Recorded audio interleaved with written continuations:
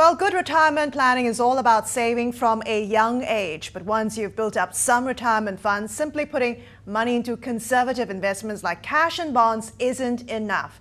Your savings must also grow. CNBC's Sabrina Kang finds out why in today's Grow Your Wealth.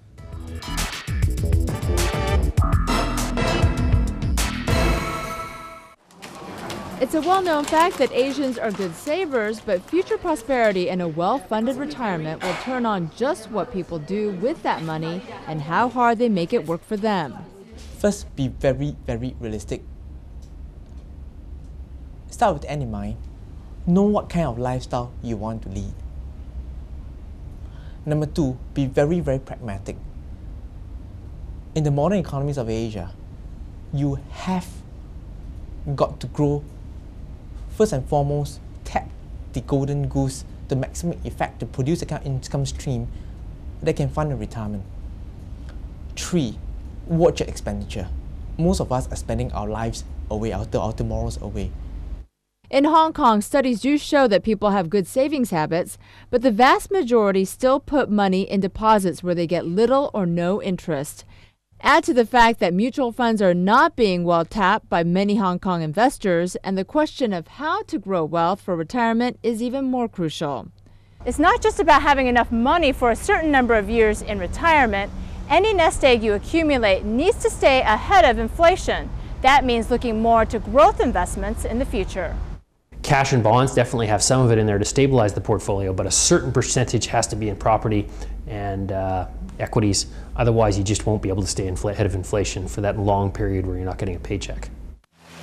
With large amounts of wealth tied up in property in Asia, people need to look to more creative solutions to fund their retirement. One of those is reverse mortgages, where institutions buy equity in someone's home in return for a regular retirement income. This does leave fewer assets for inheritance, so these mortgages are yet to take off in a big way. It's very rare for someone to have a home up to retirement and then sell it in retirement or downgrade. It's just a very rare thing. Reverse mortgages in almost every country have been a complete failure. Maybe Asia will be the place that reverse mortgages will be successful. But I think people need to have some kind of a strategy there, and maybe part of it is living in a more exotic place or a little bit less expensive place so they can achieve their goals. Entrepreneurial ventures are also going to play a big role in future retirement strategies. Let's face it, your boss will only pay you enough just to keep you in a job. To be able to retire, you need to harness the golden goose. And the sooner you come out, the higher your chances of hitting the magical dream of many people: financial freedom, financial independence. Last but not least, financial planners and retirees alike say a good retirement plan is not just financial. It's about staying healthy, spending time with family and friends, and building lots of interests outside of work. For Grow Your Wealth, I'm Sabrina Kang.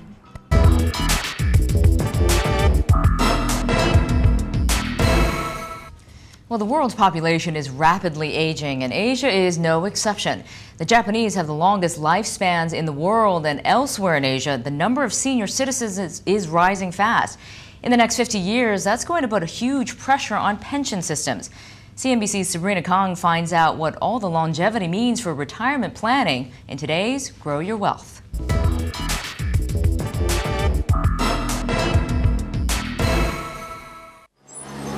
With falling birth rates and a rapidly growing population over 65, the world is getting older. Greeting card company Hallmark now sells more than 85,000 birthday cards a year for those turning 100. In Japan alone, the number of people reaching the century mark has doubled in the past 5 years. So what do these trends mean for retirement planning? Well, that means the average person that retires at age 50 is going to have a 50-year retirement without a paycheck. And this isn't a Western phenomenon. It's also an Asian phenomenon. If we looked at China, one of the largest countries in Asia, China had a baby boom around the time of the Red Guards. China also now has a one-child policy. So that means that the Chinese population is aging tremendously quickly. Public pension funds are well established in some countries like Singapore, but they are only one aspect of an overall retirement strategy. On the surface, high savings rates and a huge amount in public pension funds are a good start in Asia when dealing with an aging population. But studies also show that these funds barely cover living costs in retirement. Much more needs to be done to increase individual pension contributions and boost returns on those investments. It is a fact that most pension systems in Asia are underfunded, or it will be insufficient to fund the typical citizens' retirement requirements. The citizen need to have a separate pension plan. It is almost a certainty. Deciding how long that pension needs to last is another issue. Medical advances mean life expectancy rates continue to rise, but even then, those figures are just a rough guide. When you're planning, you've got to recognize the fact that, number one, those are just averages. You could easily live to be 90 or 100 years old, okay? And for women, it's even more of a problem because you could easily live to be, 5 to 10 years beyond wherever your spouse lives. The Asian tradition of children supporting their parents in old age is also under pressure.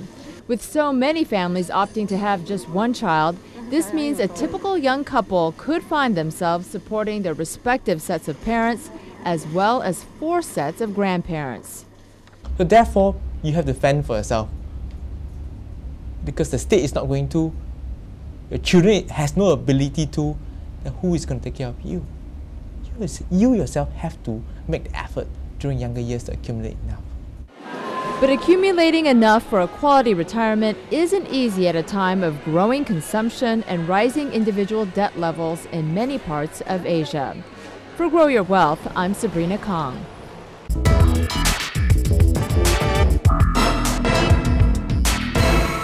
Well, everyone knows we need to plan for retirement, but figuring out just how much you'll need to live the good life is the million-dollar question. CNBC's Sabrina Kang has more in today's Grow Your Wealth.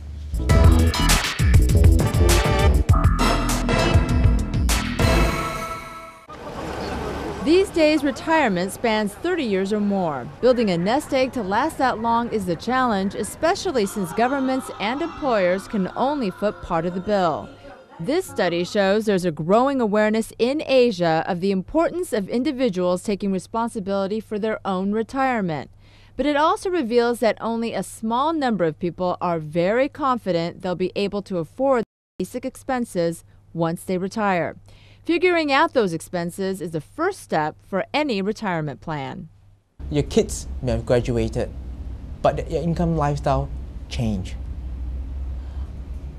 Instead of actually making money, you're actually spending money all 7 days in a week. And most people would want to live a rather fulfilling life after working 30, 40, 50 years. The fact is that many of us underestimate our retirement expenses. It's a fact. Advisors say expenses related to your children, home, and income tax should be significantly lower by the time you retire. But as you get older, you're likely to face higher health costs, and travel will also consume a sizable chunk of any retirement budget. Start with your current monthly expenses.